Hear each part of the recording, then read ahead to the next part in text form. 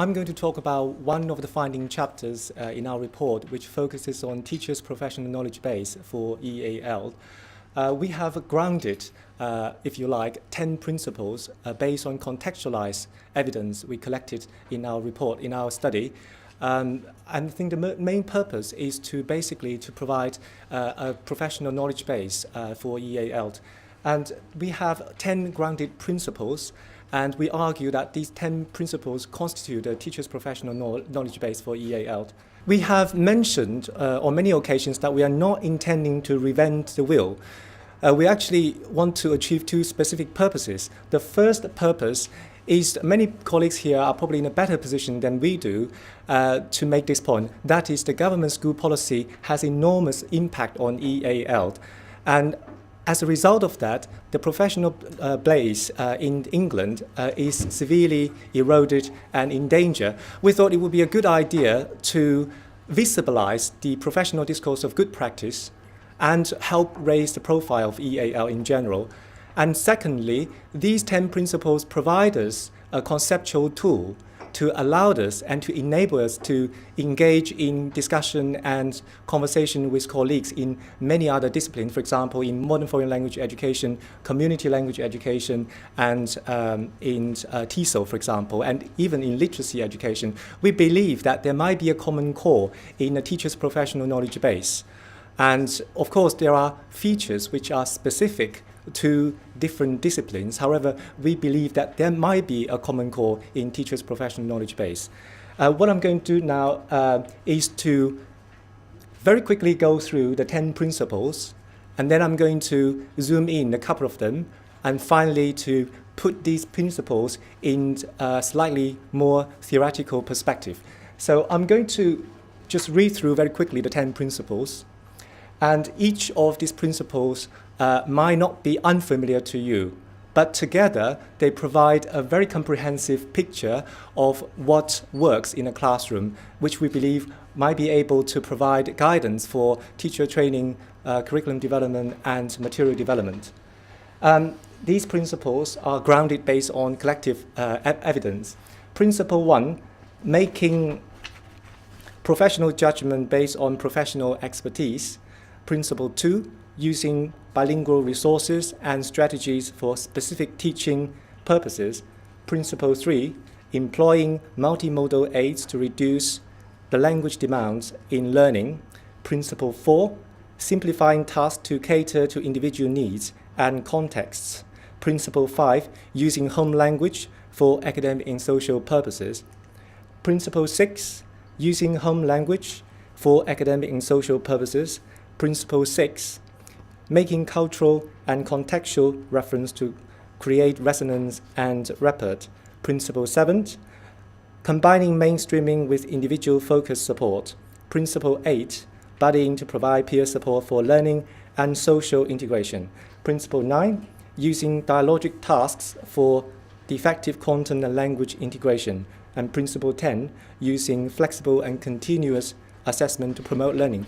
One of the most striking findings in this chapter is perhaps the first principle, making professional judgment based on professional expertise. A lot of the teachers express a strong desire to have professional autonomy to do the work, because they believe that there should be some flexibility in the system to allow them to make professional judgment in terms of the actions they should take based on individual needs. So this is probably one of the most striking findings in this particular chapter. And this is the first principle. And Principle 5, using home language for academic and social purposes. This is not a new topic. This is not a new topic anyway.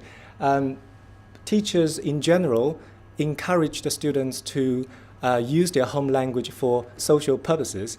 For academic learning, teachers of different subjects seem to have slightly different views.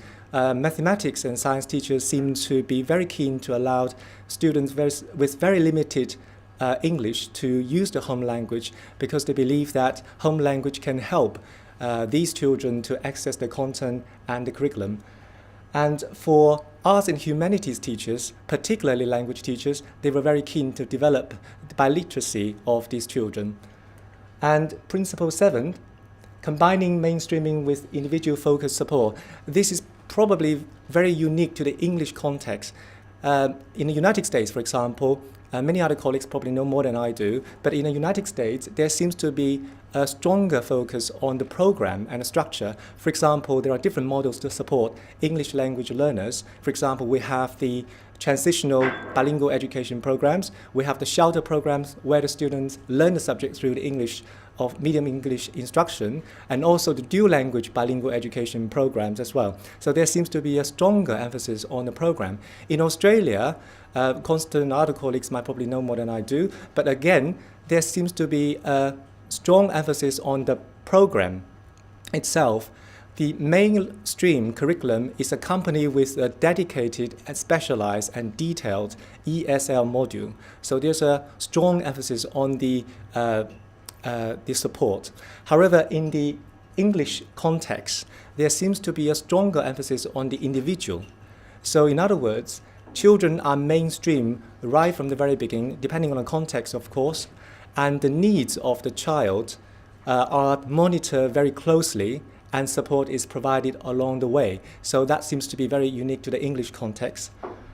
To put these principles in a slightly theoretical perspective, we argue that the overriding principle is what we call child-centered differentiated education for all. There are different dimensions to this principle. The first dimension is a learner is a learner. Many teachers were very reluctant to label individual students because every child is different, but every child matters. And that's the reason why we need to use different strategies to work with different children. And the whole approach is what we call a systemic response approach. What this means is that a child is located in the center, and the needs of that child triggers the whole system.